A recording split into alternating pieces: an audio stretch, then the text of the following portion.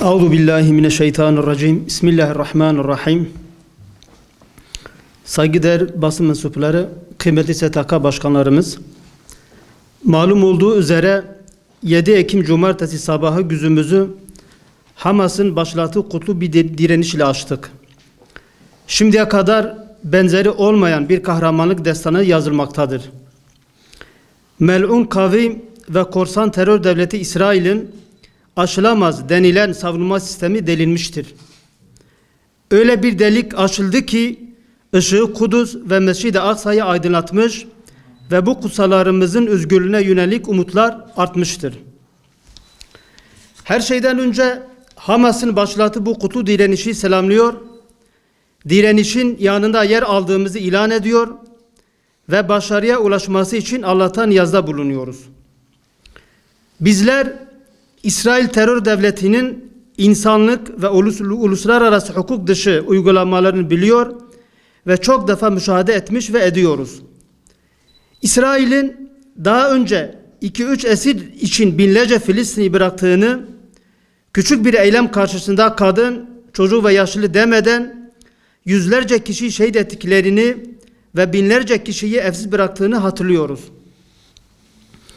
Son direnişte ise şimdiye kadar gelen bilgilere göre İsrail tarafından öldürülenlerin sayısı Filistinlerden az değildir.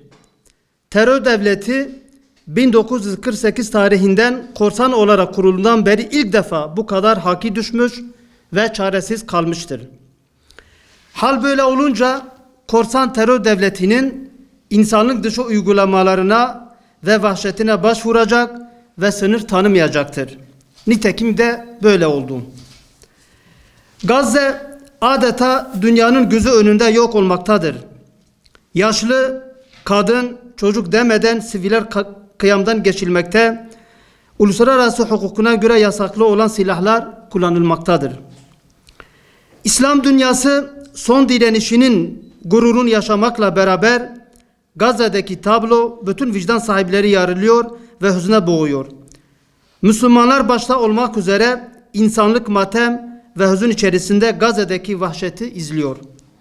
Bundan etkilenmemek mümkün mü?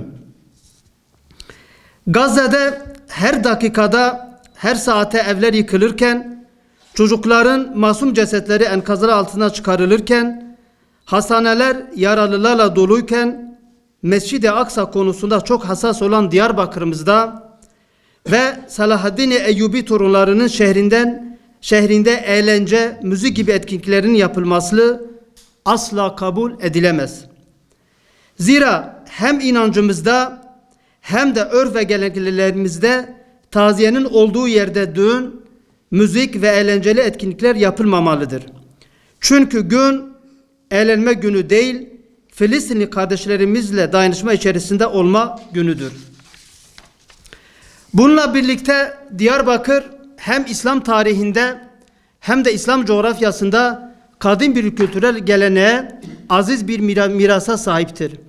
Peygamberler ve sahabe şerri olması vasfıyla çok değerli bir medeniyetin eşsiz bir parçası ve temsili anlamlarını da içermektedir. Diyarbakır sıradan bir şehir, sonradan oluşmuş bir kent değildir. Peygamberlerin yaşadığı, şahitlik ettiği, Rabbimizin vahyinin indiği bu aziz şehrin kentine ait eşsiz bir kültürü, kendi kültürel dokusu vardır. Sahabiler eliyle fethedilmiş bu aziz beldede İslam aleminin 5. haremi şerifi olarak kabul edilen Ulu Cami gibi bir sembol, sahabilerin kanıyla sulanmış bu arzda onların mübarek naaşları varken bu şehri eğlence sahasına çevirmek kabul edilemez. Diyarbakır'ın asli kimliğini Mekke-i Mükerreme'nin fethinden 9 sene, Efendimizin vefatından 7 sene sonra İslam'la şereflenen hakiki tarihini unutturmak, İslam şehirlerinin önemli bir parçası olduğunu, İslam medeniyetinin eşsiz bir halkası olarak mübarek bir zincire tutunduğunu unutturmak için bugüne kadar çok şeyler yapıldı. Diyarbakır, seküler ve ulusçular eliyle kendi asli kimliğinden, barındırdığı medeniyet değerlerinden, İslam şehirleri arasına konumlandığı rolden uzaklaştırılmak istendi. Etnik ulusçular eliyle bu aziz şehrin tarihsel gerçekliği seküler hale getirilmek isteniyor. Biz Diyarbakır'da faaliyet gösteren İslami camiaların öncelikli hedefi de her zaman bu toprakların İslami kimliğinin esas olduğunu vurgulamak, bunu öncelemek, unutturmamak ve bu temelde faaliyet yürütmek olmuştur. Şehrimizin Mekke ve Medine ile, Kudüs ve Şam ile, Bağdat ve Buhara ile kardeş ve aynı kültürel iklimden yaşayan bir medeniyetin devamı olduğunu bizler hiç unutmadık ve unuturmayacağız inşallah. Bu asli kimliğin hamuru İslam'dır. Bu nedenle İslami değerlere aykırı tüm çabaların karşısında olduğumuzu bir kez daha altını çizmek istiyoruz. Bu gerçekler bağlamında Kültür ve Turizm Bakanlığı tarafından Diyarbakır'ımızda düzenlenmesi planlanan Sur Kültür Yolu Festivali'nin iptal edilmesini Diyarbakır STK platformu olarak talep etmekte ve bu talebimizde de ısrarcı olduğumuzu belirtmek isteriz.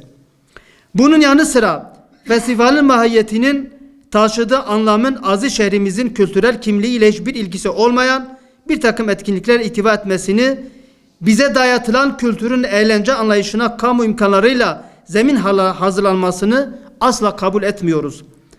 Bu aziz şehrin tarihsel ve manevi kimliği ile taban tabana zıt faaliyetlerin çürümeye ve yozlaşmaya hizmet edeceğini, kamu kaynaklarının böyle değersiz şeyler için değil, şehrimizin gerçek kimliğine yakışır şekilde kullanılmasını STK'lar olarak talep ediyoruz.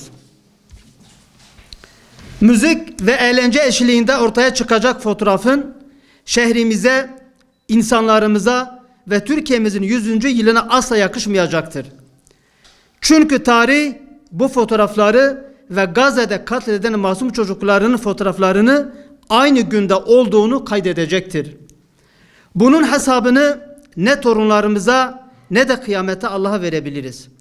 Hal böyle olunca başta Sayın Kültür ve Turizm Bakanımızı ve Sayın Valimizi bu etkinlikleri acilen iptal etmelerini talep ediyoruz.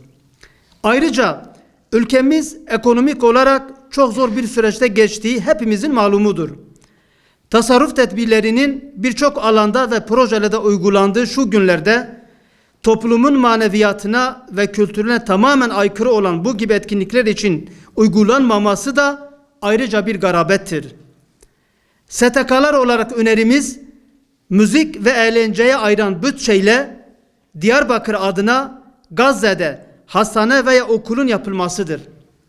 Biz STK'lar olarak AFAD ve Kızılen öncülüğünde yardım kuruluşlarımızla beraber buna öncülük etmeye ve katkı sunmaya hazır olduğumuzu belirtmek istiyorum. Diyarbakır İslami STK'lar Platformu.